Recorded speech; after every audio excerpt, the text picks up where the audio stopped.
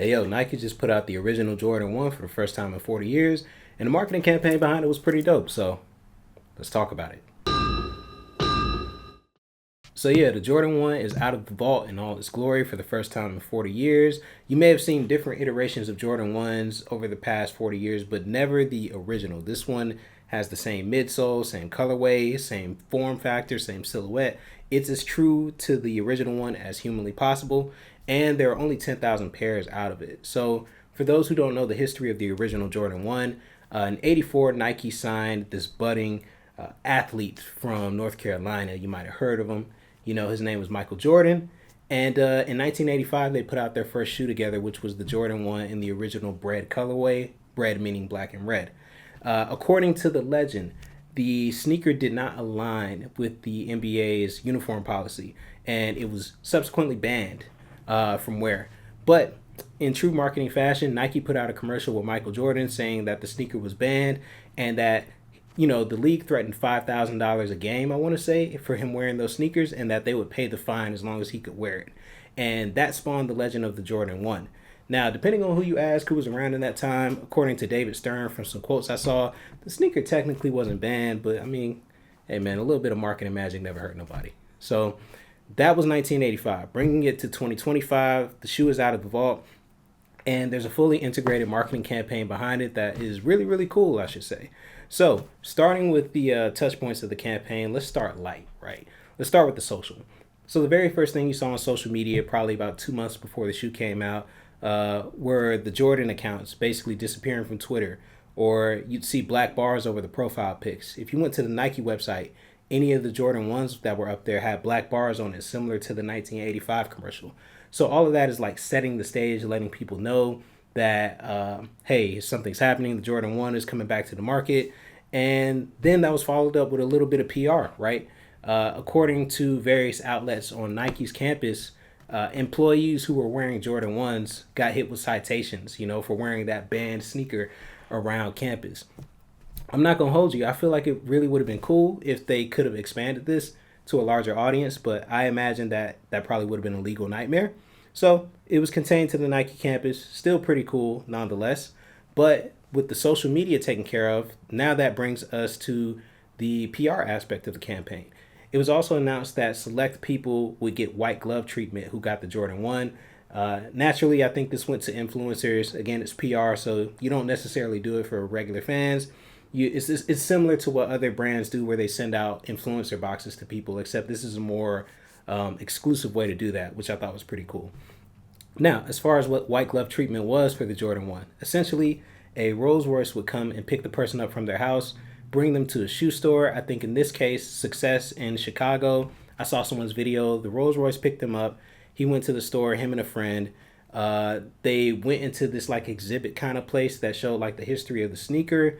They were given champagne, and then I think Butler or a guy came out with white gloves, and presented the shoes to him. And it's a really dope experience and a really cool way to show like the importance of this sneaker and culture. So from a PR angle, that's what they did: the citations, white glove treatment, social media, the band aspect of it. And then another big moment for this campaign actually happened on the night of the Grammys, which I believe is the first night that they showed the Unbannable commercial in all of its glory. Now, the commercial I referenced earlier in 1985, what's dope is what they did is they took that original commercial and then they basically just like shot a commercial right after that to show what would have happened if that sneaker had never been banned. So they essentially took the original one and took it from like a short 15 and turned it into a minute and a half content piece, which was really clever. And the commercial is good because, I mean, one, I was impressed, hey. But also, I had people just hitting me up after it. Not even just one person, like multiple people hit me up and wanted to know, like, yo, what do you think of this? Like, this is crazy, right? And they weren't sneakerheads. So that lets me know that this actually transcended in a really meaningful way. So that's the PR, that's the experiential, that's the social, TVC.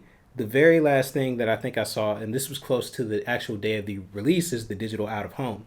Now, Nike commissioned drones, I think in New York, to actually appear in the sky and make the Jumpman logo, and to actually make a rotating Jordan 1. So again, this was across the board. Like, you could tell some money was put into this.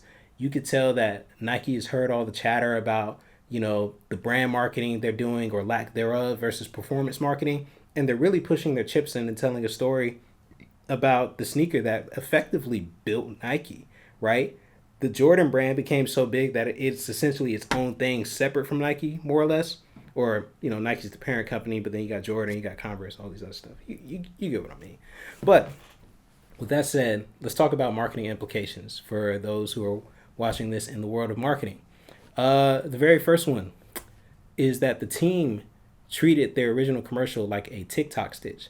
Now, I think this is really clever because when you think about the generation we live in now and how people consume content, especially Gen Z, they'll go and take a piece of content they did a year ago, and if the moment is relevant to something that's going on in their lives right now, they'll just update it with a stitch to show you the journey from then to there.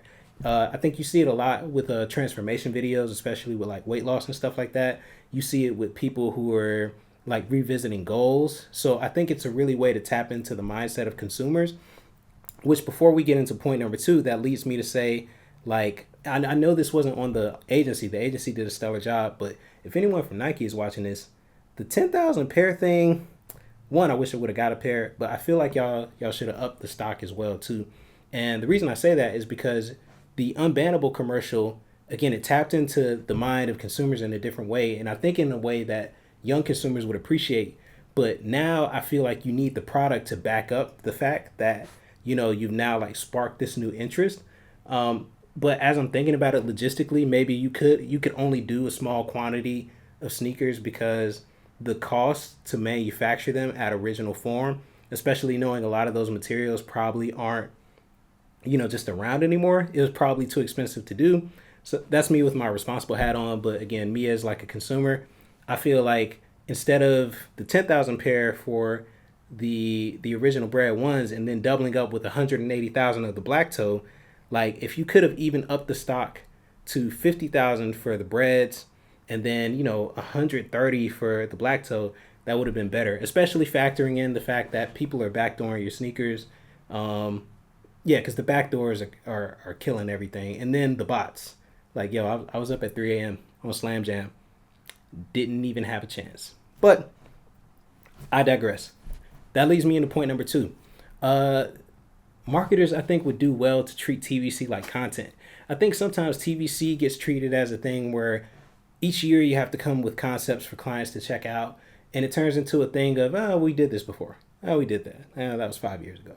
Oh, that was the old brand positioning. Oh, that was the old strategy. And it's like, well, like, again, this is a dated mindset that I don't think consumers don't care about all that shit, man. They just want something dope. So I feel like if you approach things from the mindset of this is content that I have in my library, then you can get to results like this. You can look in your archives and say, well, we did this back in 78. We did this back in 2003, but it's relevant to where we're at now. How do we take this and either remix it, or maybe we just take this and put it out and show the progression of it?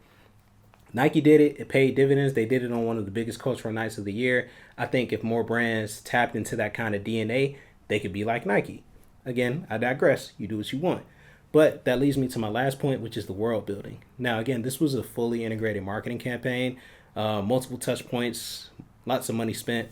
But when you look at everything they did from, the sneaker boxes outside of locations, which I don't know if I even touched on that, but in Atlanta at Wish, which is in Little Five Points, there was a giant ass sneaker box just like outside the store. Like, even if you're not a sneakerhead or you don't pay attention to marketing like that, even if you're a hipster going to the store across the street or something like that, seeing that giant ass box on the corner is gonna like pop up in your head and at least create some level of awareness for later down the road, right? So, world building, that the drones, the white glove treatment, making sure that the product didn't just rely on TVC, which again, the reality of budgets, I know that all brands can't do that, but this was just something really dope to see. There was a through line through it all. It didn't, and the through line wasn't necessarily anything, at least outward, that I can see outwardly that was like overly strategic. It was literally just about celebrating a grail of the brand in a very, pinky up, honorable kind of way. And I think that's dope. So more world building around your TVC, just more in general. But yeah, with that said, This is another episode of Beats and Billboards. Salute to the agency behind this campaign. If you even made it this far in the video, salute to you. And heck, if you're at Nike and you made it this far in the video, hey man, holla at the kid. I know, hey look, I know y'all got an original Jordan 1 around there on ice. I'm saying, man, you know, or if you the CEO, let's chop it up, bro. We gotta talk it, you know. But I'm rambling, man. I'm finna let y'all go, man. But 10,000 pairs, bro. Much love, y'all.